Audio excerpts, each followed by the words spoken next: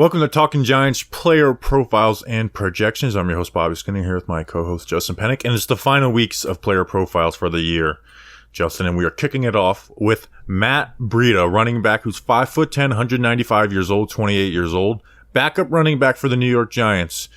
Was, fun fact, the only player to score in that Eagles playoff game. Last year, he got very little volume, but I thought he did fairly well for what his role was. He had 54 carries, 220 yards, a touchdown, and then 20 catches for 118 yards. He's a speed back, Justin, and I think he's a good change of pace and a useful tool on the offense. You said 195 years old. Not sure how many times you've done that this year. Credit to you. This is the first time I've ever heard it. Yeah, I probably said the poundage for years and along. He's 195 pounds and 28 years old. He's 195. He's 195 years old and 28 pounds. Hi, Bobby Skinner. This is the final week. It's like my grandpa. PPPs. We made it. Whoa! Because he was really skinny. Oh, because he was really skinny. Not disintegrating around. Bobby Skinner, we made it. Final week of PPPs. Everybody's favorite player, Matt Breida, and a guy that people like too, Dexter Lawrence, is going to be coming up. Matt Breida, a backup running back who I thought at one point he was going to be the answer in San Fran. The year is 2018. I'm investing in Matt Breida as a fantasy football running back because he's got the speed in Kyle Shanahan's scheme. And I end every single year of Matt Breida's career saying, damn, he should have got more carries. And I'm not even saying that last year about Matt Breida, but if he were on another team and he put up these numbers, and Pro Football Reference came out with a new metric today called rushing success rate. They also have it for receivers. So I want to talk about this at the top because this is kind of what you look at for a running back and a backup running back. And Matt Breida was a good backup running back last year. So rushing success rate. What is it? A successful rush gains at least 40% of yards required on first down, 60% of yards required on second down, and 100% on third or fourth down. The denominator is rushing attempts.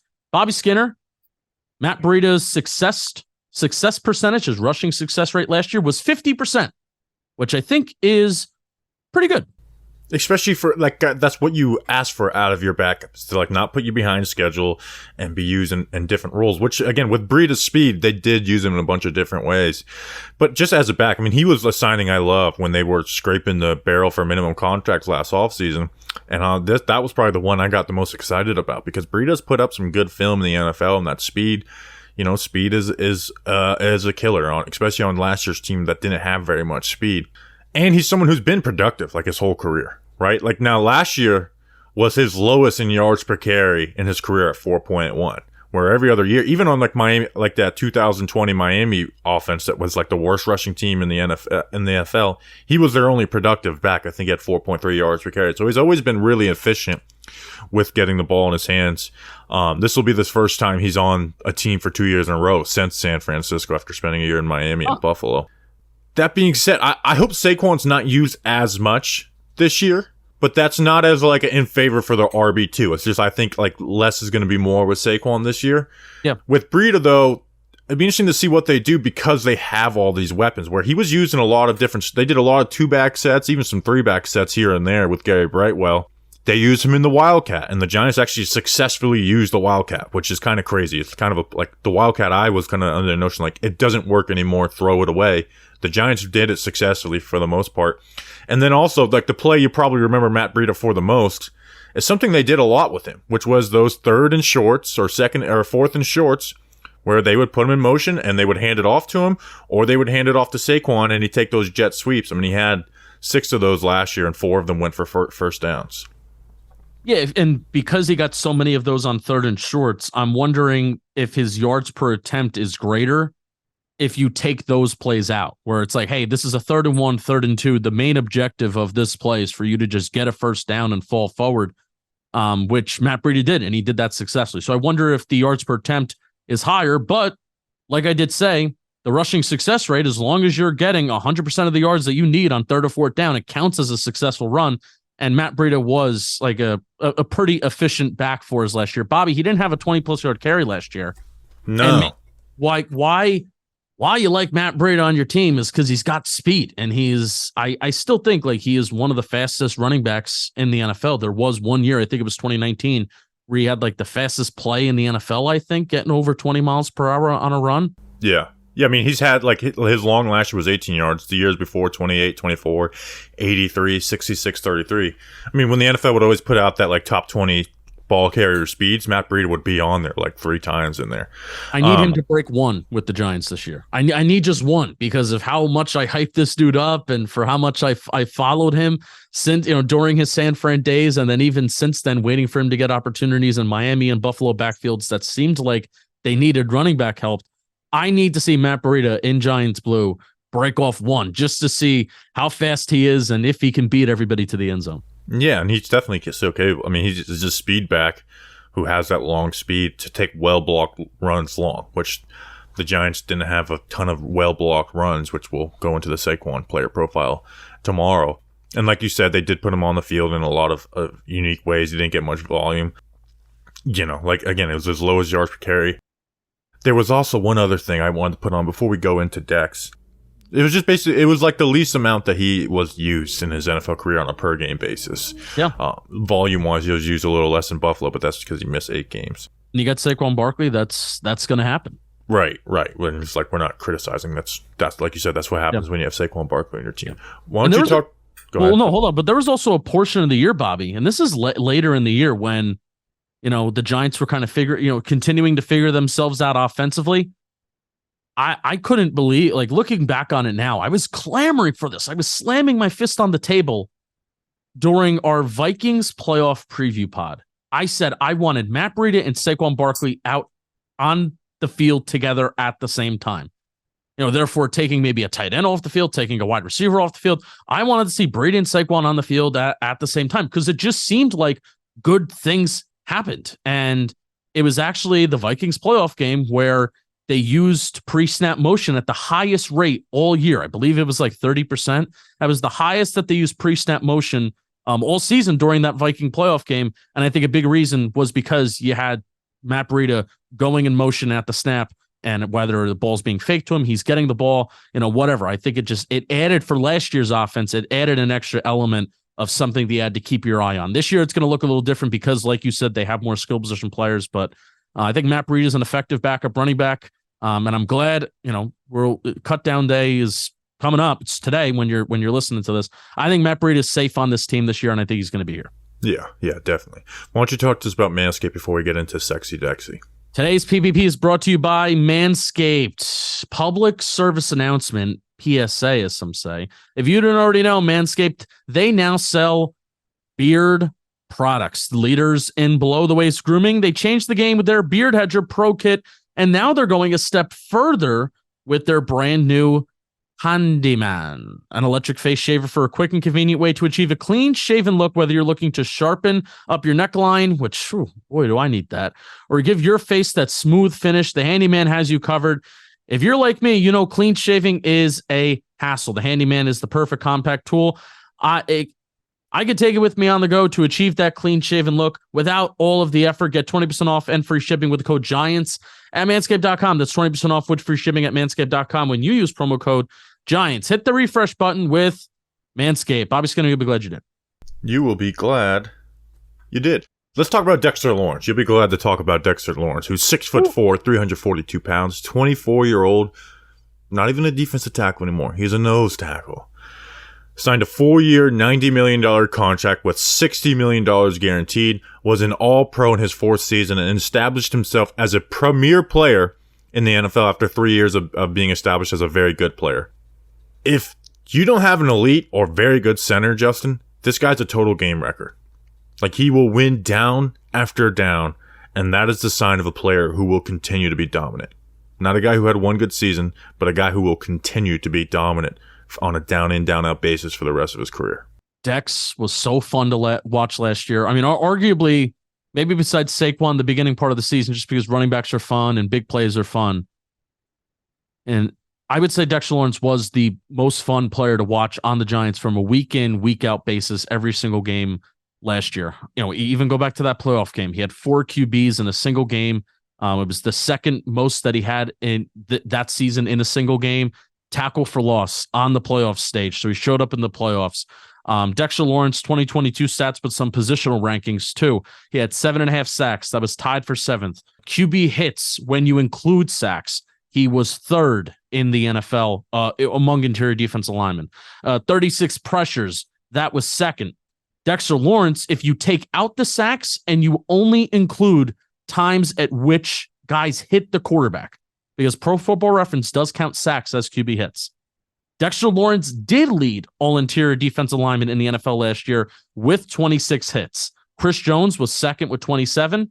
Dex was also 3rd in pass rush win rate, just behind Aaron Donald and Chris Jones. Like you said, Dexter Lawrence, not just a good player on the Giants, Dexter Lawrence, one of the more dominant players in the National Football League. Yeah, I mean, according to PFF, he was 1st in QB hits by amount of 7, And the difference between that is the difference between 2nd and 20th place over Chris Jones, where Chris Jones, he was, like you mentioned, 2nd in the NFL for defensive tackles and just sacks, hits, and pressures combined, just total pass rush productivity. Yeah. And like you mentioned, 7th in sacks, 7th in pressures, 1st in QB hits. And moving to nose tackle and Andre Patterson working with him, we'll talk about the technicality, really did a number for him. His nose tackle snap percentage by year, Justin, his rookie year was 27%. Year 2, 11%. Year 3, 5%. This past season, 65%. And he kind of did things that no nose tackle has ever done as a pass rusher before. No nose tackle has ever been as productive as a pass rusher as him.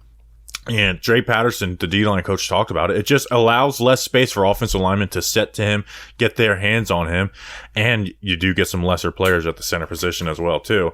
And he just down in, down out was able to work his hands, get hands underneath guys, move, break hands off of them, and just keep his feet moving at it, and was better at disengaging towards the end to where, again, he was already a good player.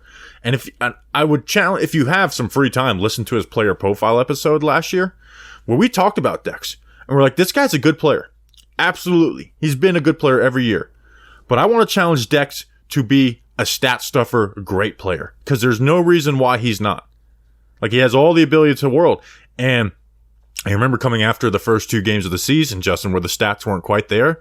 But we were like, dude, the film's amazing. So it's this guy is amazing. And then the stats, when you do that on a week in, week out basis, the stats are going to follow you, which they obviously did with Dex.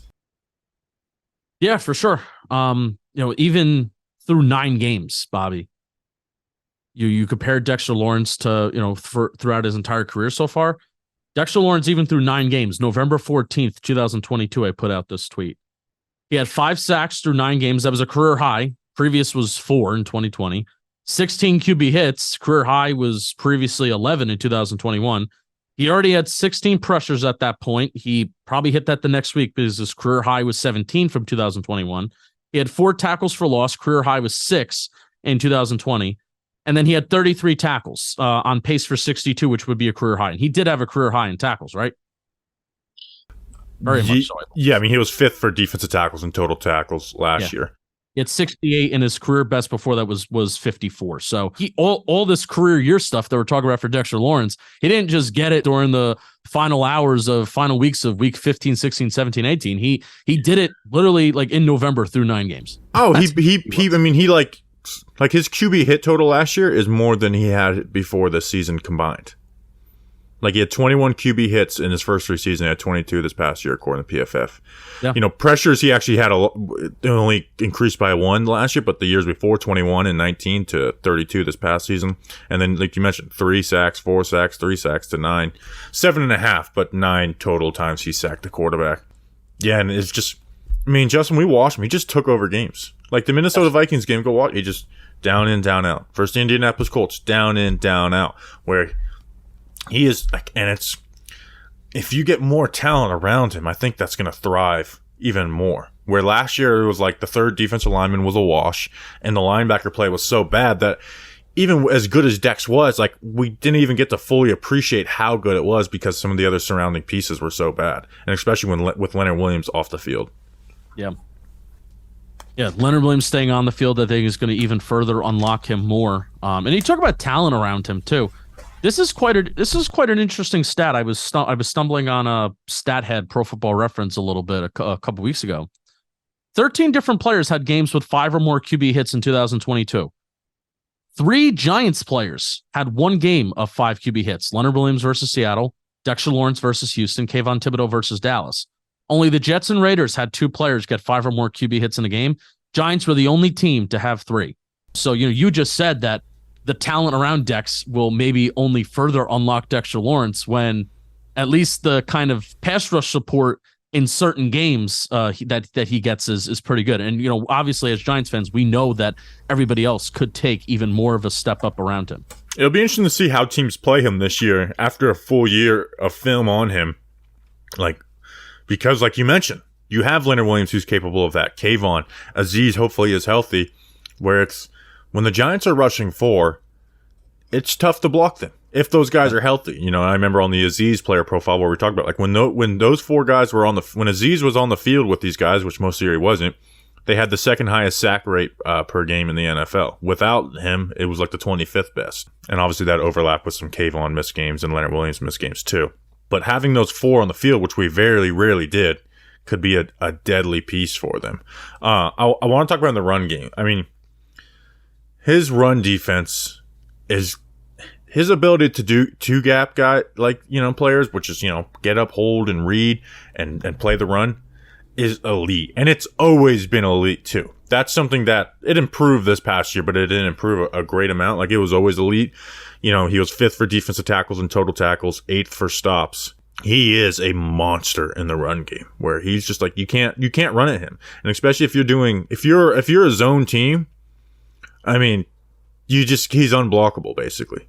Besides one guy, which we'll talk about. When Dexter Lawrence was off the field, 108 rush attempts, 741 yards. That's 6.86 yards per carry when he was off the field. That's insane. That's well higher than what the Giants had, like one of the worst 3 rushing defense in the NFL. That's well higher than that in total. Do you have it what it was with him on the field? I'm actually looking for that right now. I mean, it had to be less than 5. It was less. Yeah, obviously. I think their total for the year was like 5.3. So if it was 6.8 on those runs off, obviously it was much less on the ones he was on.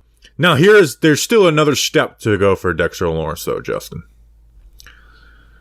Within the division, Jason Kelce, he's outperformed him in their matchups. Yep. Like flat out. They played 2 games last year. And I remember going into the Eagles playoff game for the preview pod, and it was like, if there was one guy who got Dex this year, it was Jason Kelce. And he did it again in the playoffs. It's just when those guys who understand that leverage and are elite with getting hands on him, Jason Kelce won that battle. And for big money Dex, I'm not saying he's got to go out there and do what he did to Garrett Bradbury to Jason Kelce, but you do got to get wins. Yeah, for sure. He ate versus Washington. I mean, his 2 Washington games were 2 of it. I would say the 4 games he was dominant the most, not including the playoffs, was the Vikings game, the Texans game, and then the 2 Washington games. He absolutely dominated. But I agree with you in division, and especially if that's like all Giants fans all understand that like the number 1 priority this year is winning more in your division and taking care of your individual opponents, because it will make the rest of the season so much easier. And Dexter Lawrence is a huge part of that, because if we're going to look at him as one of the 3 best players on the team, he's got to help kind of change that narrative about Giants playing in the division for sure. Yeah, and he's a huge part of that. He's locked up for a long time, and I'm very happy to have him here. He's an elite player. He is a premier player in the NFL. He became an All-Pro. And he's done things, like we said, that the nose tackle position just has not seen as a pass rusher. And I'm excited for him to grow and get better within that. And I hope everyone around him stays as healthy as possible to really let it thrive and let him make players better. So, very cool to see Dexter Lawrence be here for the long run, where, there was some question marks of what would happen with him long term, because he was a good player. How much money would he get? Especially before last year, there was huge questions.